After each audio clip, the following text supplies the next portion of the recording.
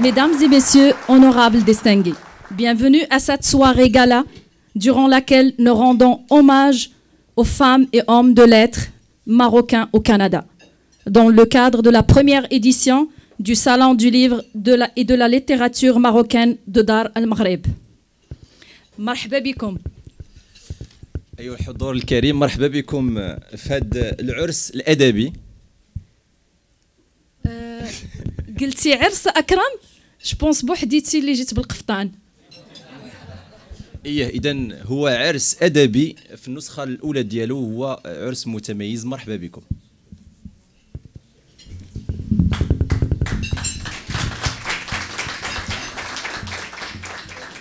Sans plus tarder, je passe la parole au directeur du Centre culturel, M. Jafar Depar, pour le mot d'ouverture.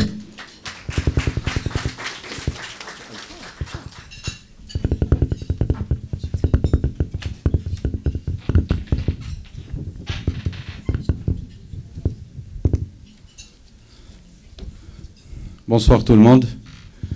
شحال صعيب تهضر والناس كتاكل ياك. Bon, c'est à la marocaine. C'est comme chez nous, c'est une fête, comme l'a bien dit Madame Raji.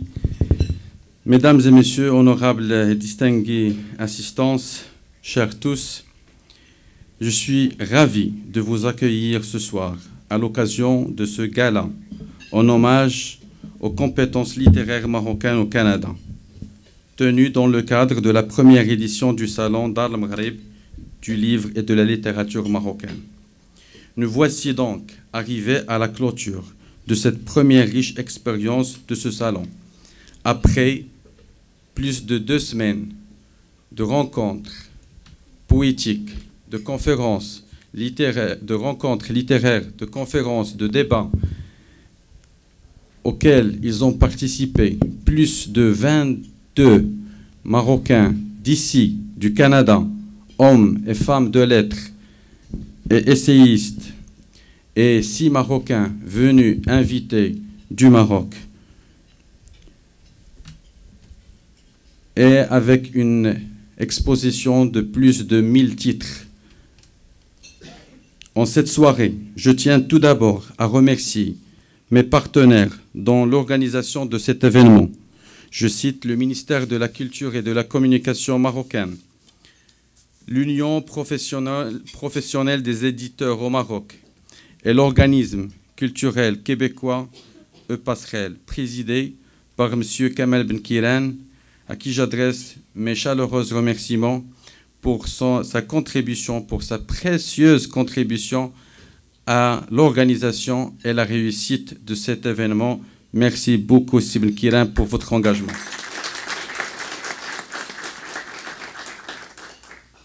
Une synergie qui permet d'asseoir cet événement, d'en faire, dès la première édition, un succès et de le pérenniser. Il m'est agréable également de remercier vivement notre philosophe, M. Driss Jayden, qui a accepté la présidence d'honneur de cette première édition, ainsi que tous les conférenciers et intervenants et animateurs qui ont participé à ce salon et contribué à sa réussite. Merci pour votre assistance et votre contribution à la réussite de cet événement. Je n'oublierai pas non plus d'exprimer mes vifs remerciements à mon équipe de collaborateurs qui s'est mobilisée sans relâche pour faire de ce salon un succès. Et je vous demande de les applaudir fortement. Et je vais leur demander de venir à Jessiadi. Wafa, hadou huma junoud al-khafa. Hadou huma les sons, leur contribution. Dar al-Maghreb ne connaîtra pas ce rayonnement. Madame Rachida Raji, assistante de direction. Si Adil Termesti, chargé de l'action éducative. Madame Wafa, chargée de la logistique et des affaires générales. Malheureusement, Aziz Daouni, qui est chargé de l'action culturelle, elle est malade. On le souhaite un prompt rétablissement. Allah Ishafi, j'aurais aimé qu'il soit présent avec nous, mais malheureusement, il n'a pas pu. Restez. Je suis que زعما صراحة راه بلا هادو راه ما كاينه لا دار المغرب ما كاينه حتى شي حاجه. جعفر الدبار او المدير ما هو الا le coordinateur. وهادو هما vraiment les gens qui méritent tous les applaudissements et tous les ouais. Bien sûr, il y a aussi avec nous, il est séparé entre nous et le consulat, mais il aime toujours rester à l'ombre. Et cette fois-ci, c'est l'agent comptable du ministère. Monsieur Daïman Mkhebba, c'est l'agent comptable. C'est un diplomate aussi avec nous.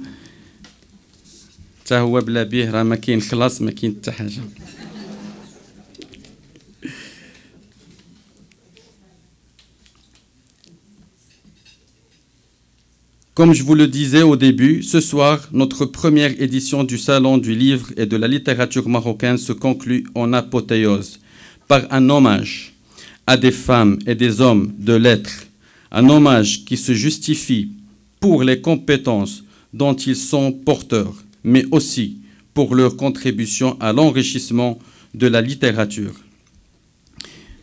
marocaine, québécoise et canadienne. Mais pas seulement. Vous, les femmes et les hommes de lettres présents avec nous ou qui n'ont pas pu venir assister à cette soirée. Vous êtes un vecteur de dialogue interculturel et vous contribuez à endiguer les amalgames et à forcer l'ouverture sur l'autre.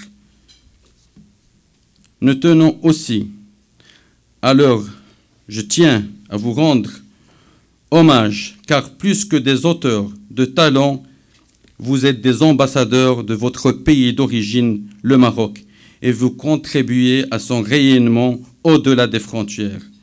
Vous êtes donc la fierté du Maroc, des Marocains du Canada, et vous êtes le porte-drapeau. Le porte-drapeau du Maroc. Que vous soyez marocain de confession musulmane ou de confession juive. Pour tout cela, dans le pays d'accueil, vous êtes aussi, avec votre plume, des moyens de promotion, de valeur, de tolérance et de rapprochement des peuples. Pour tout cela, je tiens aujourd'hui à vous honorer, moi et mes partenaires, et à souligner le rôle de moteur que vous occupiez dans le développement et l'assise de la communauté marocaine dans le pays d'accueil. Vous êtes aussi un exemple pour la nouvelle génération qui compte déjà des talents dont nous sommes aussi fiers. Et parmi ces talents, Soukaina, malheureusement, à la dernière minute, et s'est excusée parce que en venant au centre, ils ont eu un accident. Et leur maman, elle a un problème, elle est grièvement blessée au niveau du dos. Donc malheureusement, et ça m'a fait vraiment... Je souhaite à leur maman un prompt rétablissement. À tous, je veux dire ce soir, bravo. Et vous souhaitez encore plus d'accomplissements, de réalisations et des ouvrages à succès.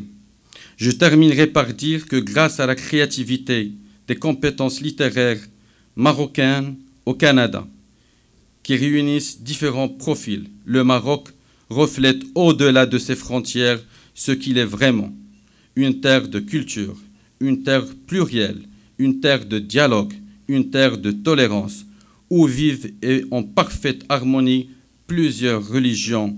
Le Maroc, on est fier qu'il soit une terre de partage.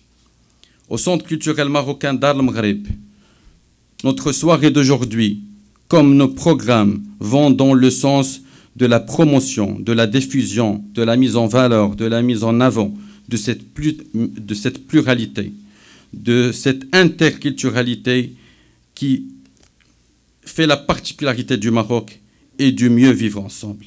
Je vous remercie pour votre attention et je vous souhaite une très belle soirée.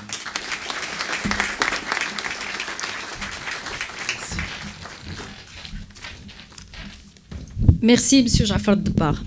J'appelle M. Kamal Benkiran, directeur de E-Passerelle et partenaire de la première édition du Salon du livre et de la littérature marocaine de Dar el-Maghreb. Monsieur Kamal Benkiran, mesdames et messieurs.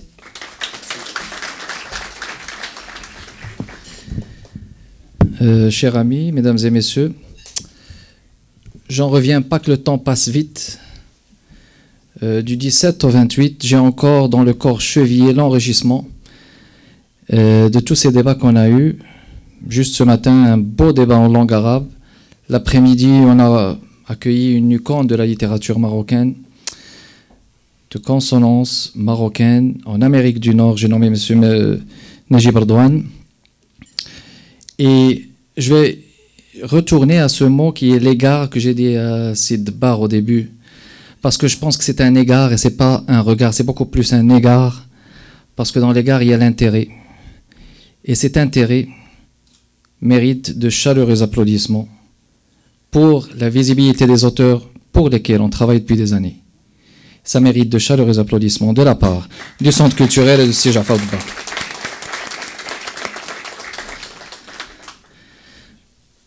Je n'ai pas encore le recensement. Tu viens de dire 22 auteurs en tout. Ça se peut que ça soit un peu plus. Comme ça se peut que ça soit... en tout cas, il y avait eu beaucoup de... On a essayé d'abord d'être assez inclusif. Et on est conscient qu'il faut aussi réajuster les choses. C'est une première édition. On a quand même réussi à toucher un peu la littérature jeunesse. On a réussi à parler de littérature arabe avec Hafez Zabour. Il y a eu des débats, des lectures de textes. Et il y a encore peut-être l'appellation. On est d'accord qu'on parle de littérature marocaine. Donc on parle du Maroc.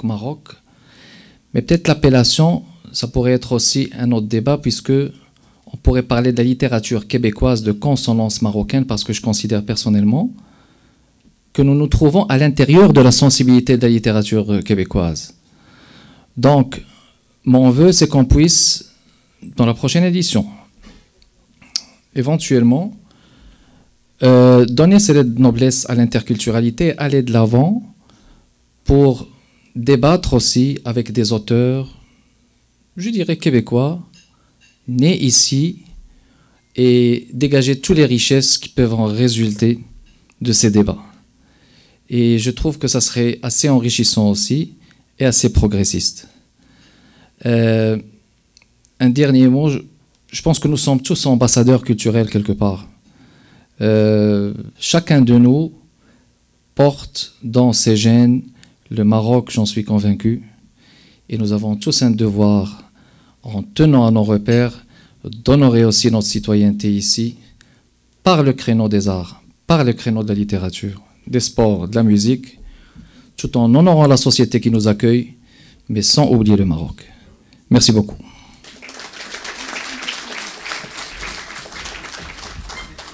Mesdames et messieurs, sans plus tarder, on va commencer notre programmation par une présentation sous le thème « La genèse et l'évolution de la créativité littéraire des Marocains du Canada, de confession juive et musulmane » par M. Najib Erdouane, écrivain maroco-américain enseignant en California State University. Merci beaucoup.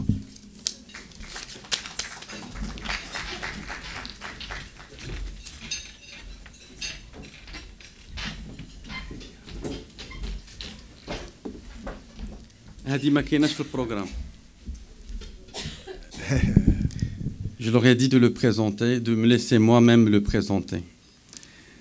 Si Najib Erdouane, je ne sais pas, peut-être L'ancienne génération le connaît très bien, mais la nouvelle ne le connaît pas, mais c'est l'occasion pour le connaître. C'est une pyramide de la littérature marocaine en Amérique du Nord. C'est une icône de la littérature marocaine en Amérique du Nord. C'est Najib Redouane, qui vient d'arriver de Los Angeles, qui a répondu favorablement à notre invitation, malgré qu'il vit un chagrin. Il a perdu, ça fait 2 semaines, son papa. Mais il a tenu à venir et honorer Dar el-Maghreb et Passerelle, et je vous en remercie infiniment. Il a dans son palmarès plus de 45 ouvrages. Et je vous laisse de faire l'analyse.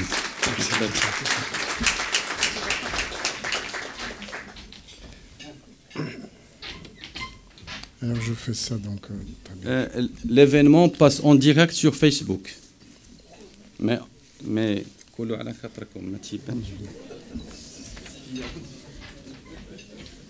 alors,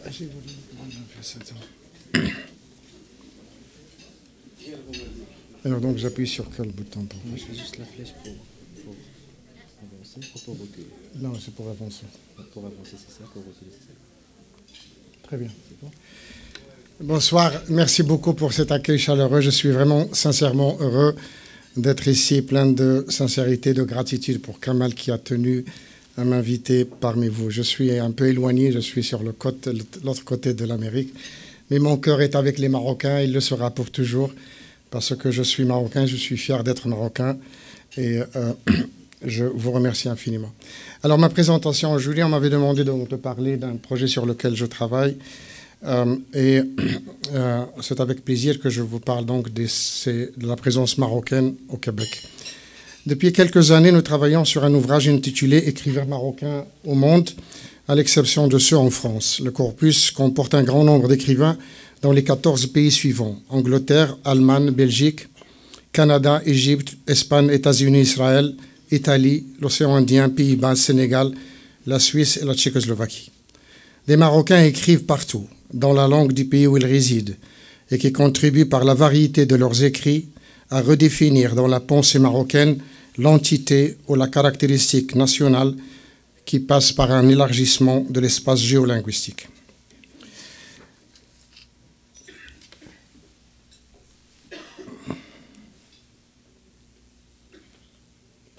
Parler de la marocanité littéraire francophone au Québec exige tout d'abord un bref rappel des grandes lignes qui ont marqué le développement et l'évolution de la mouvance littéraire migrante dans cette province canadienne.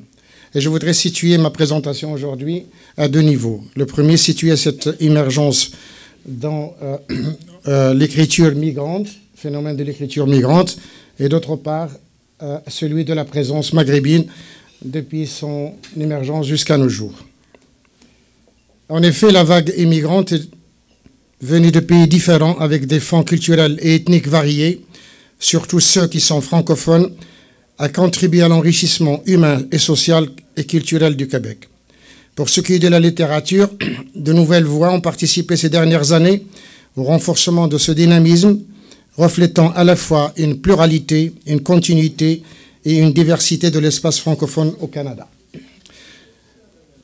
Ce devenir marquant du fait littéraire dans cette province a suscité la prise de conscience de l'existence d'une littérature appelée l'autre littérature ou écriture migrante, qui, dépassant le projet littéraire, devient une expression vivante et originale d'une reconnaissance identitaire collective partagée. Marc Angenot considère l'éruption de littérature issue de communautés culturelles différentes comme un phénomène massif et incontournable depuis une vingtaine d'années. Je dirais même depuis plus maintenant, parce qu'il a parlé de ça dans les années 90. Faisant du Québec une province à voix multiples en constante expansion. Il reste, comme l'indique un chercheur Jérôme Sikong, ce qui caractérise le plus l'avènement d'un espace propice à l'émergence des écritures migrantes au Québec, c'est que les années 80, la dichotomie entre les deux solitudes, qu'on appelait canadienne anglaise et canadienne française, dont parle McLogan dans son livre Two Solitudes, est remplacée par l'ère des trois solitudes avec une troisième voie aux cultures immigrées, pour reprendre l'expression de Micone. Alors ces voix prennent alors possession des langages pour exprimer leur altérité en français à travers la littérature orale et écrite au sens large du terme. En fait, beaucoup d'auteurs francophones de la diaspora ont enrichi la littérature du Québec, contribuant aussi à enrichir l'aspect humain, social et culturel du Canada et ses différentes provinces, en particulier en présentant des expériences humaines très spécifiques, celles des gens exilés dans l'écriture, réalisée dans la société d'accueil, loin des pays d'origine, et marquée de métissage culturel et d'une nouvelle construction identitaire. L'évolution de la population et la dimension surtout cosmopolite de Montréal ont conduit certains intellectuels à poser autrement la question identitaire en raison de la présence de plus en plus visible de cultures allogènes. Une prise de conscience que le paysage culturel québécois est appelé à changer au cours des années, que son homogénéité est en voie de transformation enrichissante et que ses frontières culturelles et ethniques vont s'élargir.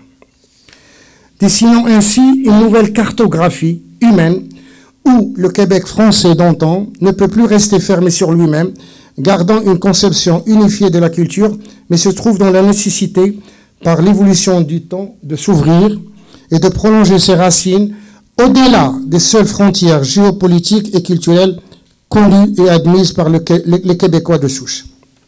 Car, comme le note Robert Bourrier, qui est un critique très chevronné avec son collègue Robert Fournier, des forces nouvelles en provenance des communautés dont les sujets majoritairement sont issus des pays du Sud et qui sont francophones, francophiles, francophonisables ou en voie de franconisation, sont venus s'ajouter à eux.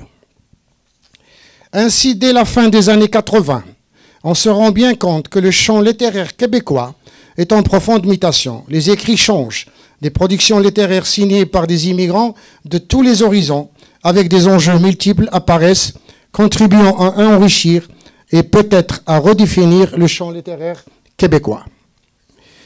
Ces textes sont d'autant plus intéressants qu'ils expriment au sein du français pris comme la langue d'écriture les tensions provoquées par la rencontre de la culture d'origine et la culture des pays d'accueil.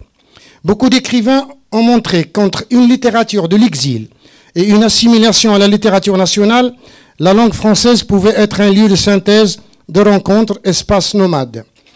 Et favorisant, selon l'expression de Régine Robin, une écriture du hors-lieu. Cette production littéraire a permis d'offrir le portrait d'un Québec contemporain où les discours littéraires, historiques et culturels s'entrecroisent pour souligner un certain éclatement des certitudes et une fragmentation culturelle et idéologique bénéfique. Mais ce n'est qu'à partir des années 80 que la reconnaissance de la part de la critique de la pluralité de l'écriture québécoise, que l'émergence d'une écriture migrante commence à se manifester, brisant cette loi de silence et d'indifférence qui avait duré pendant au moins 2 décennies. Ainsi, un jeune chercheur, Daniel Chartier, précise à ce sujet que, je cite, « Ce courant littéraire qui, si il a inquiété les critiques à ses débuts, est aujourd'hui devenu partie prenante d'une littérature contemporaine, héritière d'une tradition d'immigration littéraire dont on a souvent occulté l'affiliation au profit de l'effet de nouveauté provoqué par l'apparition de thèmes, de motifs littéraires et d'une utilisation de la langue renouvelée. » Il est à noter que ce courant littéraire qui a inquiété les critiques à ses débuts a été classifié au cours des derniers quarts d'un siècle selon une multitude de termes. On parle de multiculturels, les immigrants, les migrants, les transculturels, ethniques, auteurs de minorités.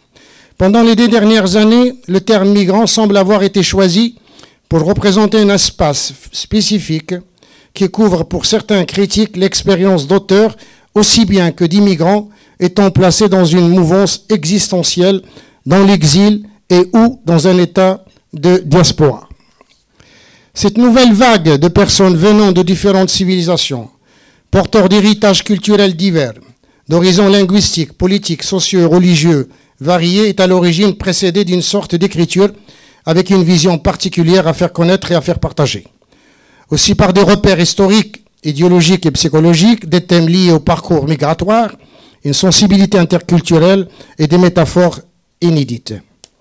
A-t-elle renouvelé les pratiques d'inspiration créatrice dans le champ littéraire québécois, devenant partie prenante d'une littérature contemporaine qui n'avait de choix que de s'ouvrir et de reconnaître une pluralité culturelle qui a imprimé à son devenir des traits de plus en plus diversifiés. Des écrivains issus des 3 pays du Maghreb et de confessions religieuses musulmanes ou juifs relatent la dimension de l'exil, l'histoire de la recherche d'intégration dans la nouvelle société d'accueil, leurs expériences de migration et leur rapport à l'autre, ainsi qu'à la culture nord-américaine. Car l'époque dans laquelle l'enjeu de ce changement se manifeste est marquée par, selon Robert Bourrier-Auréal, par la capacité du champ littéraire québécois d'accueillir l'autre voix, les voix d'ici, venues d'ailleurs, et surtout d'assumer à visière levée qu'elle est travaillée transversalement par des voix métisses. Des voix migrantes maghrébines investissent le champ littéraire canadien et instaurent notamment la marocanité littéraire francophone au Québec. En effet, les écrivains maghrébins ont produit des textes qui réfléchissent non seulement l'un à l'autre dans l'interrogatoire, la modification, la négation de certains événements historiques, mais ils contribuent aussi à la construction d'une nouvelle conscience de faits historiques concernant leur intégration dans le nouveau monde. Ils partagent des souvenirs nostalgiques de leurs parties respectives, aussi bien qu'ils s'appliquent à une stratégie de visibilité dans le courant dominant. Cela s'est traduit aussi par l'élaboration d'une nouvelle conscience, dans la construction d'une identité multiple en perpétuelle mouvance dans l'état contradictoire où ils se situent entre exil et enracinement, imprégnés par le biais de leur propre expérience individuelle et par leur technique narrative novatrice.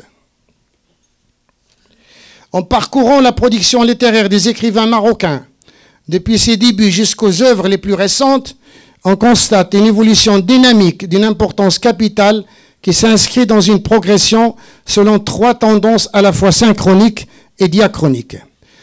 Cette vision s'insère nécessairement dans l'histoire mouvementée des espaces des champs littéraires québécois, dont les aspects à la fois complémentaires et antagonistes traduisent le clivage entre la littérature dominante et celle considérée mineure.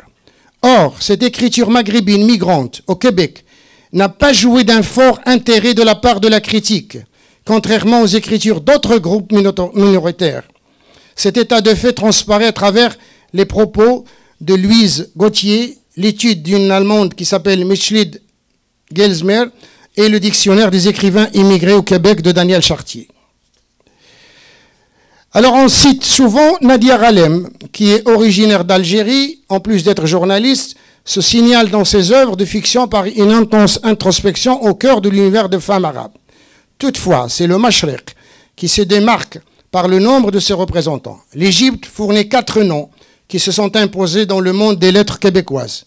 Nadine Taïf en poésie, Anne-Marie Alonso et Mona Latif Ratas en poésie et en fiction, et André Dahan en roman. Le Liban a donné Pan Bouyoukas en théâtre et Bernard Antoun en poésie. Enfin, nul ne peut ignorer Naïm Katan, né en Irak, figure bien connue de la littérature québécoise. Ainsi, la présentation de l'apport de cette production littéraire maghrébine, et notamment d'origine marocaine, dans le champ littéraire québécois, demeure-t-elle très minime, limitée à quelques écrivains mentionnés très brièvement ou à des comptes rendus de romans publiés dans différents journaux du Québec.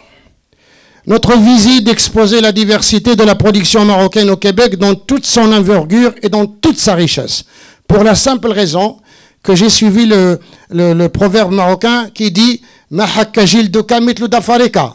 Seul ton ongle peut gratter. Voilà. Alors c'est à nous les Marocains de s'intéresser à nos écrivains marocains. Nous tenterons de la présenter selon 3 tendances générales qui semblent retracer les étapes du fait littéraire maghrébin dans le contexte québécois. Chacune de ces tendances, à savoir l'émergence d'une écriture migrante maghrébine, la littérature maghrébine séfarade et la nouvelle vague maghrébine, participe à sa manière à l'évolution du phénomène de l'écriture migrante dans le champ littéraire québécois. Pour parler de l'émergence d'une écriture, pour parler de l'émergence d'une écriture migrante maghrébine au Québec, nous avons réalisé un premier ouvrage publié en 2017, dans lequel nous avons exposé les particularités de cette production, étayées par des exemples qui indiquent des individualités littéraires de voix nouvelles issues du Maghreb, voix qui ont déplacé leur territoire de création avec elles dans un nouveau pays qu'elles cherchent à apprivoiser. C'est que dans ces premiers développements, cette pratique de l'écriture du lointain chez soi est le fait de quelques écrivains provenant du Maghreb, majoritairement de l'Algérie, qui affirment dès le début leur volonté de s'insérer ou de faire partie du champ littéraire dominant, rejetant toute catégorisation réductrice ou toute visée de marginalisation, voire d'exclusion. Il y a lieu de noter que la production des écrivains maghrébins de la première génération, qu'on peut appeler celle des pionniers, est variée aussi bien au niveau du fond que de la forme. À l'exception de Melika Abdelmoumen, né en 1972 à Chikotoumi, de père tunisien et de mère québécoise, ainsi que du dramaturge Ahmed Ghazali, d'origine marocaine, tous ces écrivains sont algériens. Je cite Jamal Ben Yakhlef, Soraya Ben Haddad, Ahmed Ben Younes, Tawfiq El-Haj Moussa, Nadia Ghalem, Yamina Moudhoub et Rachid Tridi. En fait, installés au Québec depuis quelques années, ou parfois même quelques décennies, ils ont choisi de joindre ceux qui tirent avantage de leur déracinement et de mettre à profit leurs conditions d'exilés en exploitant l'ambivalence de leur situation, réalisant des œuvres qui restent de plus ou moins trempées dans des expressions poétiques et romanesques. Par cette résolution, ils ont contribué à l'essor et au déploiement d'une littérature nouvelle et originale, une littérature à laquelle l'appareil critique a tour à tour attribué différentes dénominations dans une société québécoise qui, de sa part, de sa forte concentration multiethnique, devient un lieu propice à l'explosion d'expériences transculturelles. Si les plumes de ces premiers écrivains venant de la Tunisie et majoritairement de l'Algérie restent essentiellement trempées dans des expériences poétiques et romanesques, le Marocain Ahmed Ghazali situe sa création sur un autre registre. Ce natif de Casablanca, né en 1964 après des études scientifiques au Maroc et en France, et ayant travaillé comme ingénieur géophysicien en exploitation pétrolière, se convertit au théâtre et se consacre à l'écriture théâtrale. Dans le cadre de son travail, il a voyagé au Maghreb et au Moyen-Orient, et sa rencontre avec le désert lui a fait découvrir sa véritable vocation, la recherche philosophique et l'écriture dramatique comme exploration de l'âme et de l'imaginaire. À partir de 1999, il choisit de s'établir à Montréal, où il entame en même temps qu'il écrit des études de philosophie à l'Université du Québec à Montréal. Pour sa première pièce, Le mouton et la baleine, en 1999, écrite en France et créée au Québec, jouée au Théâtre des Quatre Sceaux à Montréal par le metteur en scène Wajdi Moawad, en janvier 2001, il reçoit plusieurs prix et fait l'objet de lectures en décembre 2006 au Théâtre du Rond-Point à Paris. Loin de la fable que pourrait suggérer le titre, Ahmed Ghazali dresse avec Le mouton et la baleine un état des lieux plein d'humour noir et de lucidité des rapports humains de cette fin de siècle. En recourant à un amalgame de jeux de mots, de lapsus et de clichés, il rend parfaitement perceptibles les préjugés identitaires sur la condition humaine et sociétale. Aussi dérange-t-il en pointant du doigt le racisme, l'intolérance, la corruption, le meurtre et la violence humaine. Pour lui, la dégradation de la valeur humaine à travers l'histoire de ces clandestins qui deviennent moins que des marchandises sur le cargo russe est un condensé des cruautés et des injustices contemporaines. Sa pièce à thèse se veut également être un moyen d'éducation morale et civique qui sert à faire passer un message ou encore un discours idéologique. Par les circonstances et les situations créées, cette pièce apparaît comme un miroir social qui reflète les dégâts de conflits qui inquiètent et agressent sous les multiples et diverses faces. Elle s'adresse à un public sensible aux enjeux, au sens et aux implications des inégalités envers l'espèce humaine, pour cultiver chez lui les vertus de la tolérance, de la solidarité, de la fraternité et de la moralité. Dans une société intégrée ainsi, qu'humanisante, qui abolit tous les préjugés, qui porte atteinte à l'humain, à sa race, à sa religion, à sa culture et à sa langue. D'où son importance comme œuvre contemporaine qui s'inscrit courageusement dans notre époque et dans l'émergence d'une écriture migrante au Québec. Ces écrivains que j'ai cités demeurent les précurseurs d'une écriture maghrébine qui s'attache aux valeurs ancestrales ainsi qu'aux traditions de la culture arabo-musulmane et berbère, tout en s'inscrivant dans ce projet littéraire et sociétal qui domine les transformations profondes de la société québécoise au cours des 60 dernières années. Il présente un autre point de vue et participe à l'activité littéraire en pleine expansion. Notons que ces écrivains maghrébins et musulmans ne sont pas les seuls pionniers dans l'émergence d'une écriture migrante au Québec. Des écrivains gédio-maghrébins, plus particulièrement gédio-marocains, ont pris activement part à ce renouveau littéraire lié au concept d'espace et d'exil et ont largement contribué à l'essor d'une littérature francophone maghrébine et séfarade, se manifestant à travers la consolidation des souvenirs collectifs, de rituels religieux et de traditions séculaires pour surmonter le deuil de l'exil en le coulant dans la mémoire commune. Le deuxième groupe, au Canada, comme vous le savez, la communauté juive est constituée de deux groupes bien distincts, d'origines géoculturelles différentes. Le premier, vous le savez, est désigné par les Ashkénazes, qui en hébreu veut dire allemand, et regroupe les juifs allemands avec une extension vers tous les juifs d'Europe centrale, y compris les Russes, et parlant en général le yiddish et l'anglais. Le deuxième groupe, appelé séfarade, en hébreu espan, est constitué par les juifs exilés de la péninsule ibérique qui ont trouvé refuge dans tout le bassin méditerranéen, et par extension va désigner tous les juifs orientaux. À Montréal, l'arrivée des francophones séfarades a provoqué la naissance de certaines distanciations entre ces derniers et les Ashkénazes étant imprégnés de la culture de l'Europe de l'Est. Tandis que les cultures orientales et celles des pays arabes et ces différentes langues et dialectales prédominent chez les séfarades. De nombreux témoignages éclairent sur le choc culturel très profond des Juifs originaires de l'Afrique du Nord avec leurs corréligionnaires ashkénazes, comme le souligne Lucette Heller-Gollenbier.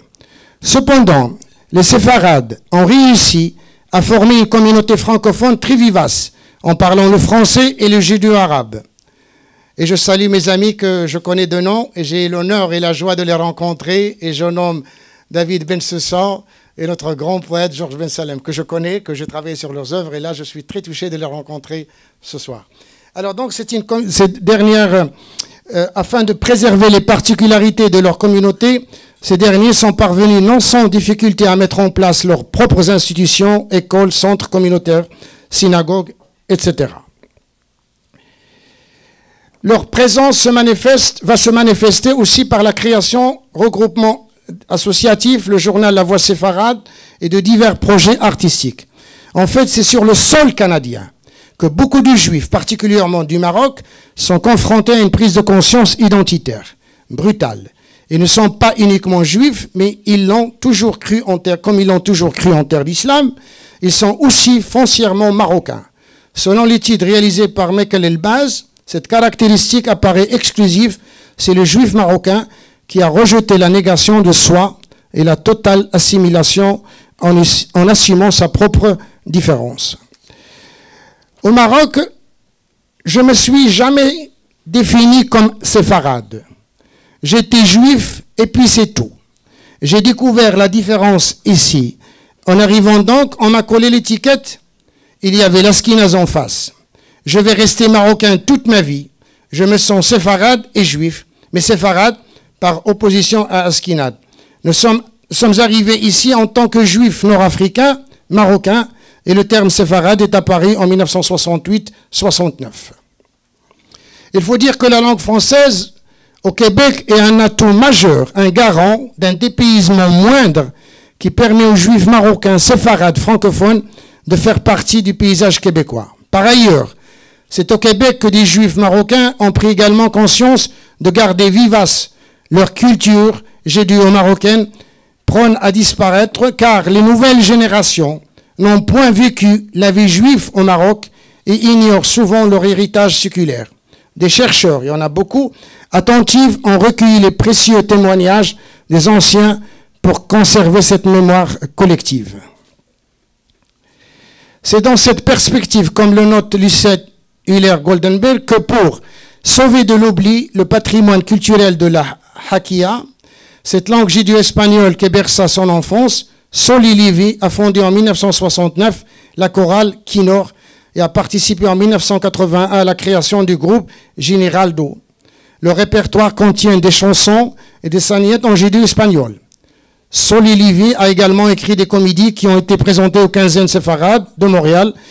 Quelques-unes d'entre elles ont été publiées dans ce qu'il appelle le recueil Yahassa, ce terme-là du Yahassa. Il a aussi réalisé, en recourant au judéo-arabe, mélangé au français, 3 adaptations de pièces de Molière et une adaptation de Pygmalion de Georges Bernard Shaw. De son côté, Bob Oré Abitbol a écrit Maurice et Fabi, une adaptation en français judéo-arabe de Marius de Marcel Pagnol. À cela s'ajoute la contribution de Serge Joaquin, qui a participé au collectif d'auteurs en créant au Centre Bronfman la pièce 1992 Ombre et Mémoire. Ce poète nomade a aussi écrit 2 pièces, Les voiles de l'espoir et Les sourcières de Colombe, qui visent l'imitable transformation travaillée par cette manière ultime de demeurer fidèle à une communauté, son destin et sa différence. Ces 2 pièces qui contribuent à l'enrichissement de ce patrimoine abordent des thèmes liés au déracinement et à l'exil qui se vit dans la confusion des lieux et des temps. Selon Goldenberg, tandis que les sorcières de Colombe insistent sur l'impitoyable colonisation américaine qui a débauché sur les masses des autochtones, les voiles de l'espoir présentent une série de fresques qui racontent les pages de l'exil des séfarades d'Espagne de 1992, exil mis en parallèle avec 1942 et 1992, soit l'Holocauste et l'établissement des Juifs marocains au Canada. Au niveau littéraire, il y a lieu de noter qu'un certain nombre d'écrivains constituent les pionniers qui ont œuvré pour le développement d'un espace d'expression propre à leur communauté séfarade. Notre 2e volume, réservé à cette présence séfarade au Québec, vient de paraître sous le titre « Littérature maghrébine séfarade ». À l'exception de Lilia Yang, qui est d'origine tunisienne, et de Raphaël Lévy, qui vient d'Algérie, la majorité de ces écrivains qui ont choisi de s'établir au Québec pour exprimer leur identité individuelle et culturelle sont du Maroc. Certains ne sont plus avec nous, d'autres sont là. Je cite Marie Abikassi Sobadia, Georges Amselem, Sylvia Assouline, Yvette Benayoun Schmid, Salomon Ben Barak, David Ben Dayan, Clémence Ben Deli Lévy, Jacques Ben Simon, David Ben Soussan, Phoebe Ben Soussan, sa mère, Roger El Mouznini, Pierre Lasri, Bob Oré Abitbol, Serge Joaquin et Thérèse Zrihin Dvir. Ces écrivains formulent à travers différentes formes d'écrits, poésie, récits et nouvelles leur présence spécifique dans ce coin d'Amérique. Indépendamment des styles et d'intentions esthétiques, ils ont tous pour source une mémoire collective, l'exil et le désir d'intégration dans un nouveau monde d'accueil dans lequel, au même titre que les écrivains venaient d'ailleurs, ils puissent vivre dans un hors-lieu qui permet le passage dans l'imaginaire quand il y a trop de mémoire ou trop d'étrangeté.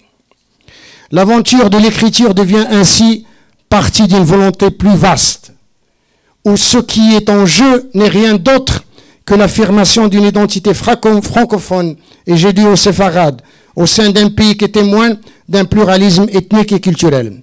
L'évocation nostalgique du passé, la perception et la description d'une identité judéo-marocaine qui se trouve au centre de ces différents textes ont contribué au développement d'une aventure collective de voix littéraires séfarades au Canada, qui, face à l'autre, ont confirmé une identité juive maghrébine, marocaine, séfarade, qui se traduit aussi bien dans la vie quotidienne que dans la littérature.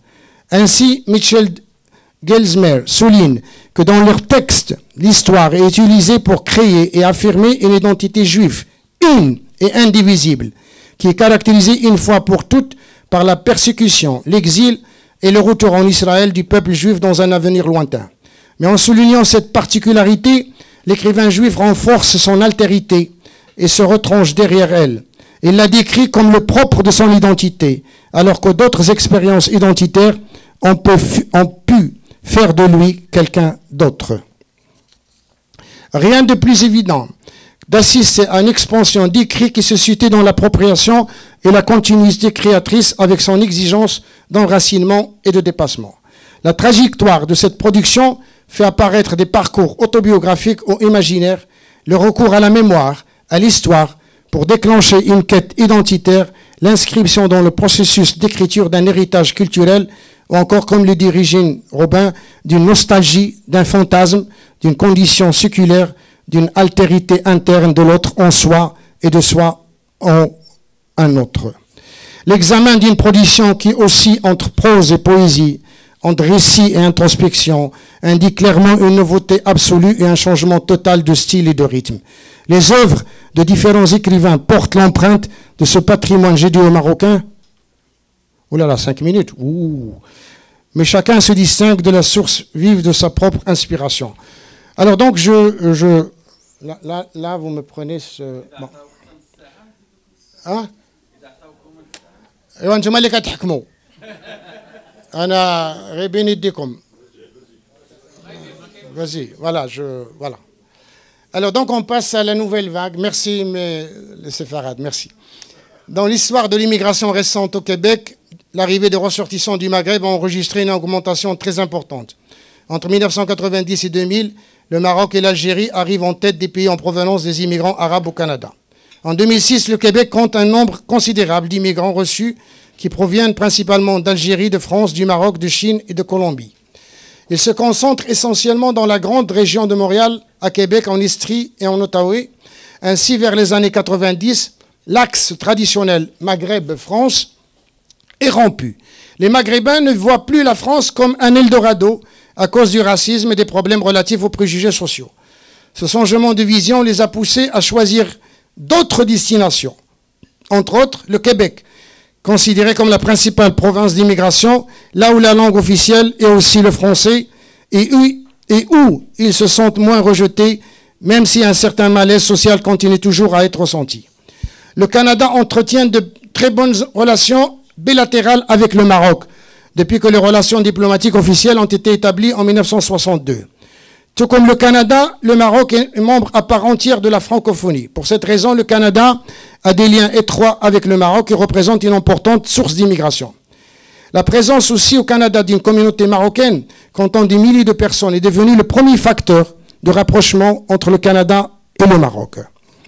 Établie principalement dans un site urbain à Montréal, la communauté marocaine se compose d'un grand nombre de musulmans et de juifs d'origine séfarade, comme j'ai bien dit.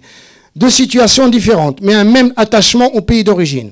En fait, si la première communauté juive marocaine est bien structurée et solidaire, la seconde, constituée de Marocains musulmans qui, est pour sa part considérable, demeure par contre plus dispersée. Le premier immigré marocain musulman s'appelait Mohamed El Mourro. Ce marin a débarqué au port de Montréal en 1886. Cependant, peu de ses compatriotes ont suivi son exemple. Les flux migratoires n'ont commencé que vers 1980 et n'ont pris de l'ampleur que vers la fin des années 90. Entre 2001 et 2005, ils étaient des dizaines de milliers de Marocains à avoir immigré au Canada.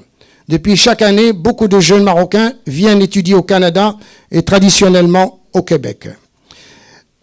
Guilmer précise que la migration des Marocains arabo-berbères est en général plus récente. Il y a d'autres facteurs que celle des Juifs marocains. Souvent, il s'agit de personnes qui, après un premier séjour en Europe, vont passer un certain temps au Québec.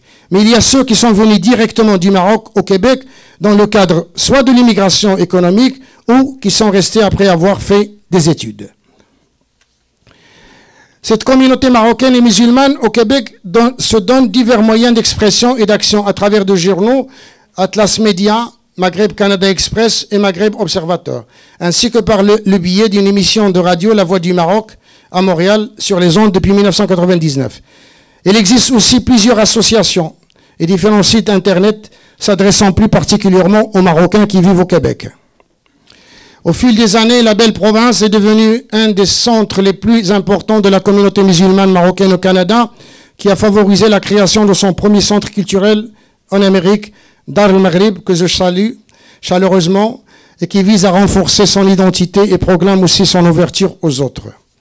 Il nous faut signaler qu'afin de promouvoir la littérature maghrébine d'expression française en Amérique du Nord, Kamel Benkiran fonde une maison d'édition électronique et passerelle qui propose un forum favorisant et encourageant l'échange culturel entre artistes et créateurs, ainsi que tous ceux qui veulent faire connaître le Maroc aux Québécois.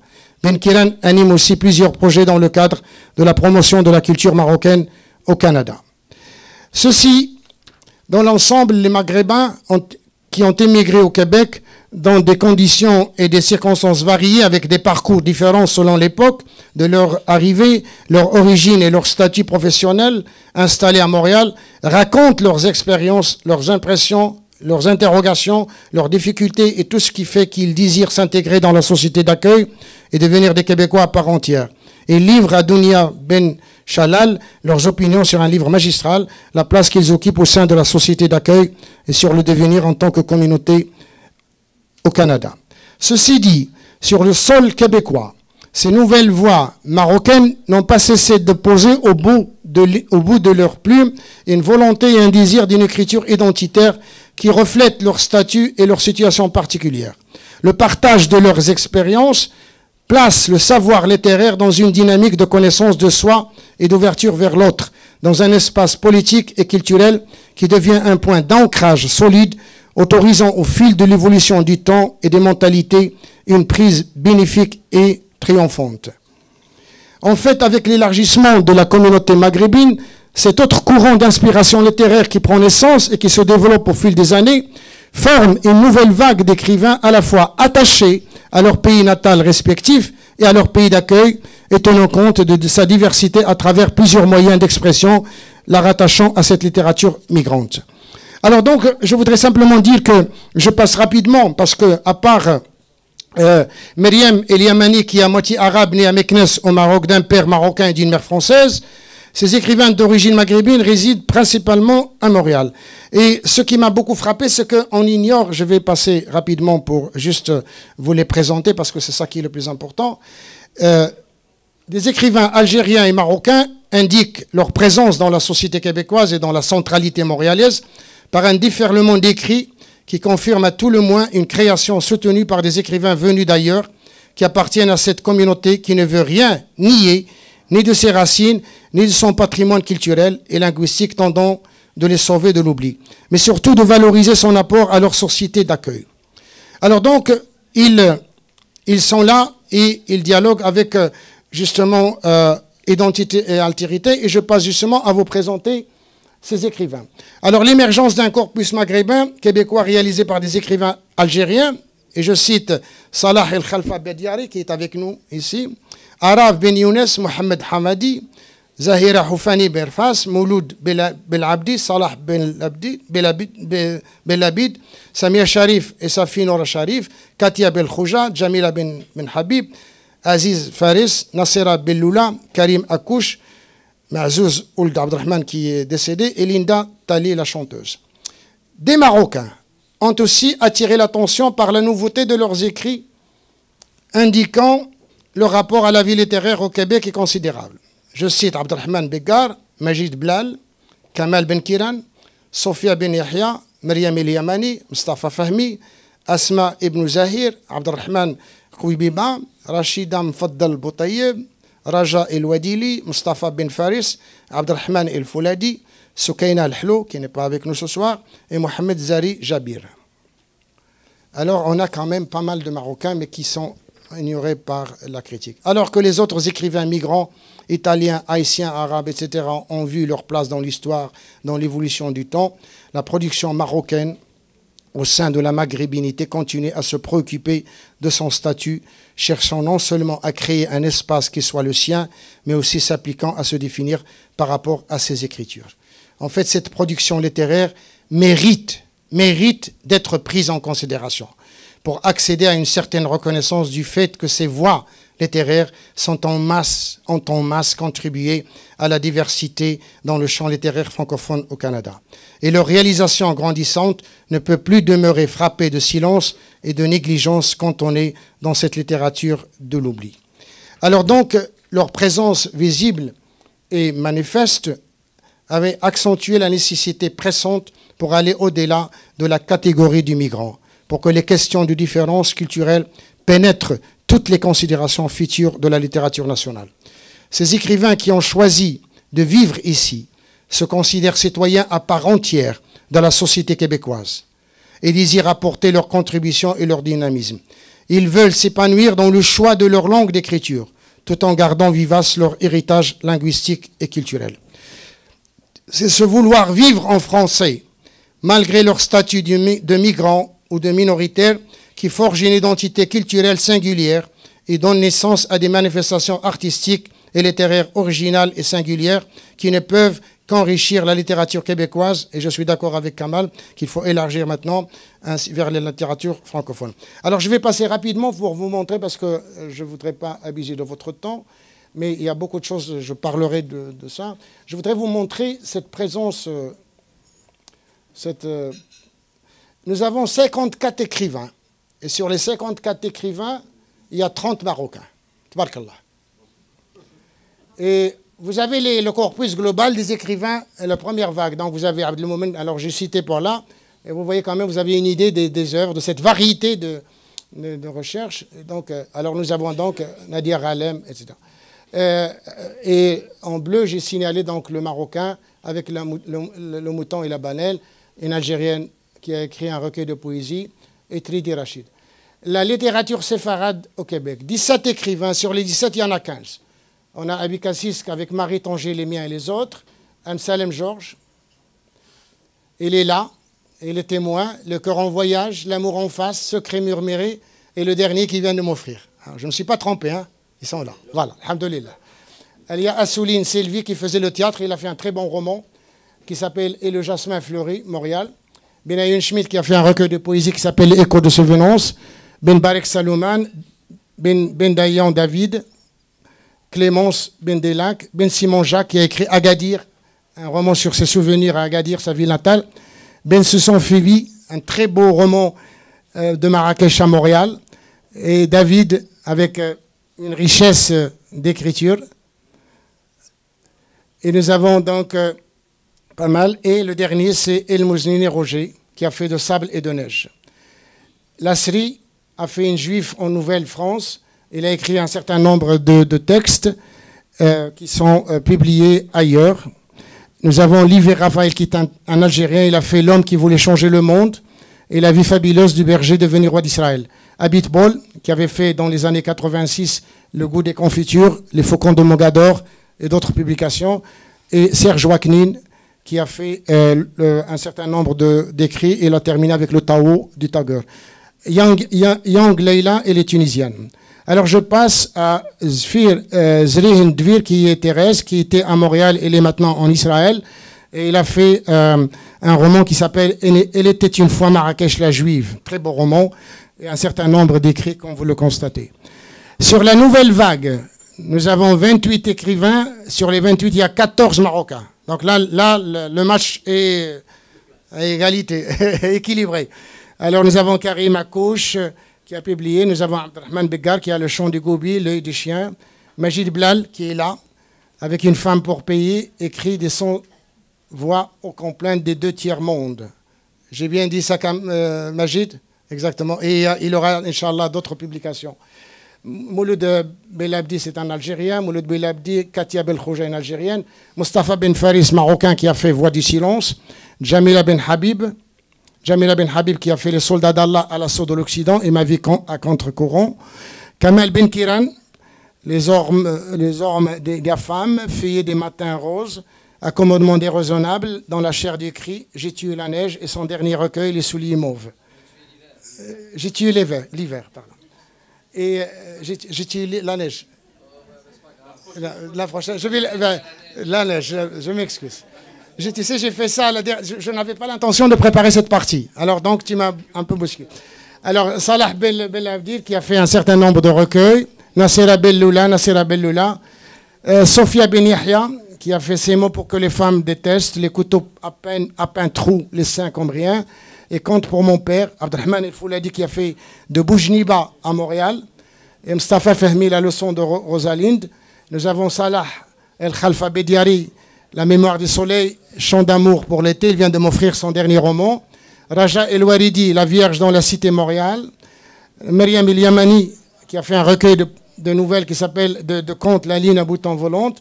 On a Aziz Fares, des Algériens, Mohamed Hamadi, Zahira Fani, Mazouz. Et nous avons donc Asma Ibn Zahir, qui a fait Chronique d'une musulmane indignée. Abdrahim Kouiba, Visite de la dernière demeure de mon père, le cimetière. Soukaina Al-Hlou, Words, que je viens de découvrir. Rachid Mfaddal, Le destin d'Asia, Le mirage canadien. Et nous avons le dernier qui est Mohamed Zahir Jabiri, qui a fait Chronique des neurochirurgiens schizophrènes, la voix de son voix dans un système de santé à deux vitesses. J'ai essayé ce soir de vous présenter la richesse et la diversité de cette mouvance littéraire marocaine en particulier et maghrébine en général. Merci beaucoup de votre attention.